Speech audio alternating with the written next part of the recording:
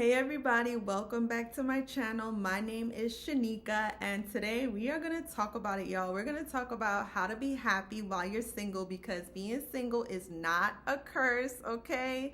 I'm going to be sharing some tips and perspective that has helped me in this area, and of course my perspective is that of a 33-year-old single woman. So yeah, let's get into it. So one thing that helped me is adjusting my understanding of happiness. Like I've heard it said many times that happiness is an inside job. So understanding that being in a relationship is not going to necessarily make you happy, and you don't want to put all that power in someone's hands to control your happiness. So again, happiness starts within. Learn how to be happy with yourself. Learn how to be grateful for what you have around you, and learn how to get your cup filled with the Lord.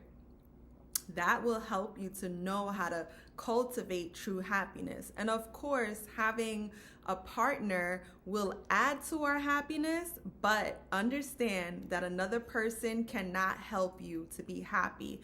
It would be the worst thing to get married and then expecting this one person to solve all your problems and make you happy. That's not realistic, and it will be setting yourself up as well as your partner for failure.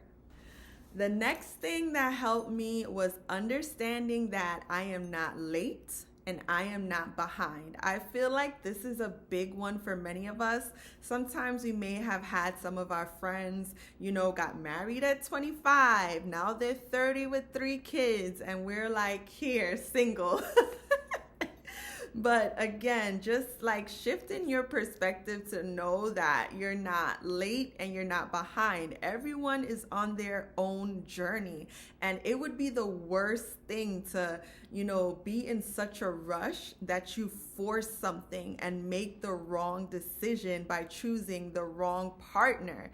Choosing a partner is one of the biggest decisions in your life, and it's so sad sometimes when you see some situations of, someone getting married, and while they may have gotten married young, they could become divorced. Again, understand that you're on your own journey. It's okay to desire marriage, and it's okay to have your own idea of your timeline, but avoid that trap of comparison.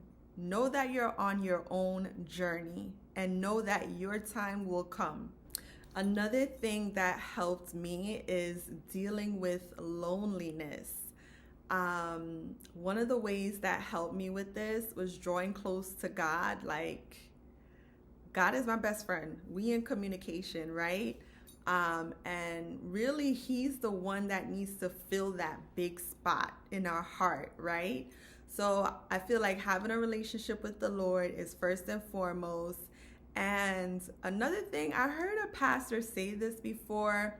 I forget exactly what he said, but it's something like loneliness has to do with a lack of purpose. And honestly, sometimes when you don't know your purpose, life can get pretty boring. You have nothing that drives you, nothing to keep your attention, to keep you growing and stuff like that. So really getting into your purpose and being around like-minded people, friends, family members, people at church or in certain interest groups, that can really help with that issue of loneliness. And also, I've heard some married people talk, and it's not fun to be in a marriage and be lonely. Like, it's wild that can happen. So just knowing all of these things, like, it forced me to look at really what is loneliness and what is the true solution to loneliness. Again, we don't want to put our power all in one person. Like, one person is not going to solve our problem. So on this journey, like, we're going to have real feelings. Sometimes we're going to be, ooh, I'm so happy. I'm happy being single and yada, yada, yada. And some days it's like, man, when am I going to get married? This is horrible. And what has helped me, when those feelings come up from time to time, I take it to the Lord.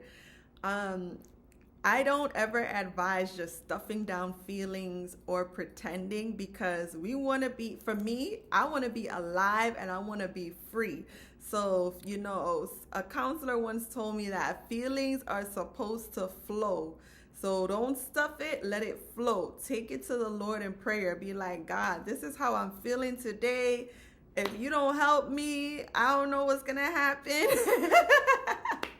Or whatever the case might be. And God will really help you. Like, being open and honest with God, He will comfort you, He will guide you, He will soothe you. And that way you don't have to go to a false comfort. You don't have to like call up your ex and be like, hey, want to try this again? Like, you don't have to make any decisions that will take you 10 steps back. So whenever you feel any of those difficult feelings, take it to the Lord in prayer.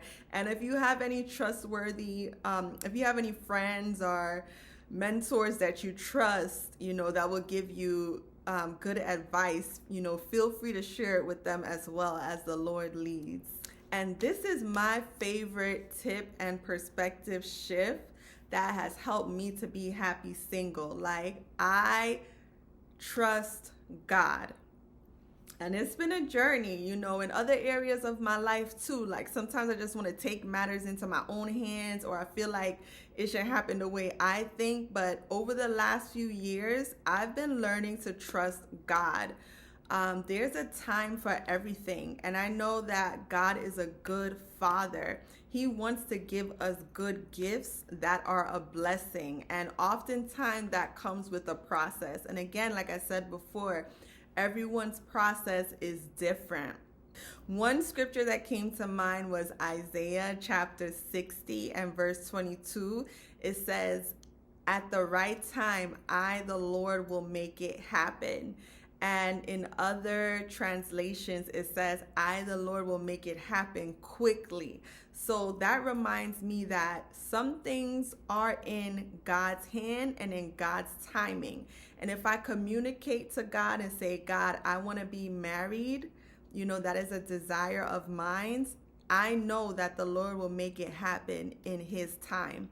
And this is not to suggest you being passive about the goal of marriage, right? Because we should seek the Lord for strategy if He's leading us to date or to go to events to meet people or whatever that is. But once we have that strategy, we have to trust God that He will make it happen at the right time. And I love how the other translation says that the Lord will make it happen quickly. Like, when it's the right time and with the right person, God will make it happen. And it doesn't have to be you start dating someone and then in 3 years you're married. No, it could be tomorrow you meet the right person, you're dating them, and in 6 months, 12 months, you're married. So in God's perfect timing, He will make it happen, and He'll make it happen quickly. Once you trust God in this area and surrender it to Him, He will handle it. He is faithful and He loves you, and He doesn't want to give us anything too soon. He doesn't want to give us anything that will destroy us, and He doesn't want to give us anything where we will hurt someone else either. So this has been a big game changer for me, trusting God. He has my best interest at heart. He knows my desires, and He gives me good gifts, and He gives you good gifts. So at the right time, the Lord's going to make that marriage happen. You can believe that. Once you trust it to Him and surrender it to Him, He will make it happen.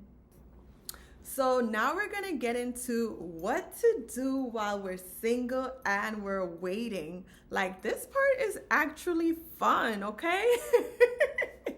While you're single, this is the perfect time to get to know yourself, okay? Get to know what you like, what you don't like. Get to know your gifts and your talents. What are you good at, right? Get to know your purpose.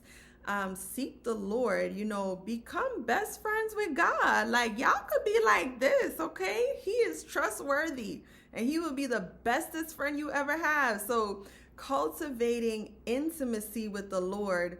While you're single, you don't have to, think about the cares of being married and other things that come with that. This is the perfect time to draw close to God and build that intimacy, and the perfect time to do you. So, getting into your purpose, working on that. Like, do you want to go to college? Do you want to start a business? What do you want to do? And of course, we could do these things while we're married too, but while we're in our waiting season, what better time to do it than now? Another thing to do that's so important is to make sure that you're allowing yourself to heal. Use this time to heal, because bringing in certain trauma into marriage can make it that much harder. Can make it more hard than it has to be. So when you have this time to yourself, take it to heal. Heal from those past relationship traumas. Heal from childhood traumas. Heal from mother and father wounds, rejection wounds, and whatever else there is. Like, God will show you where you need healing, and He will provide that healing to you, through therapy, counseling, prayer, going to church, journaling, in whatever way.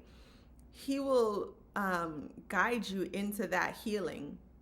Another thing to do while in your waiting season is to prepare for marriage.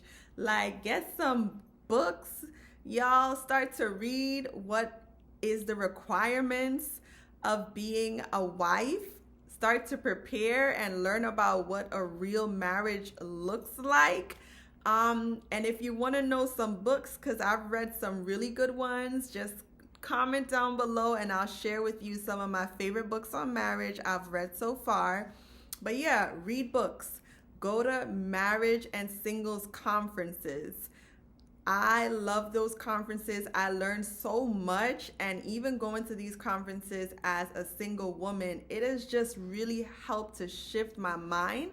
I learned from those who are ahead of me in this area, and I've also received a lot of healing at these conferences. So I definitely encourage that, especially Christian marriage and singles conferences. Another way to prepare for marriage is by taking care of your home. Because when you're married, you're going to have responsibilities. So make sure you know how to manage your home really well. Even if you live with your parents, start picking up some responsibilities, saving up money, and doing things like that. And the final thing I like to share about what to do in your waiting season is to have fun. Like, do the things that you love, of course, in reason, nothing crazy, but do the things you love. Like, you like to dress up, go ahead and dress up. Like, you like to dance, go out dancing. You like to cook, take a cooking class, go on vacation. Like, have fun, enjoy this time. Don't wait until you get married to live. Life starts now. It starts today. So yeah, I hope that these tips were helpful for you. Let me know your thoughts in the comments, any areas that you may be struggling with while being single, or any tips and perspectives that you want to share that help you be happy while in your single season. So thanks for watching, and talk next time. Bye.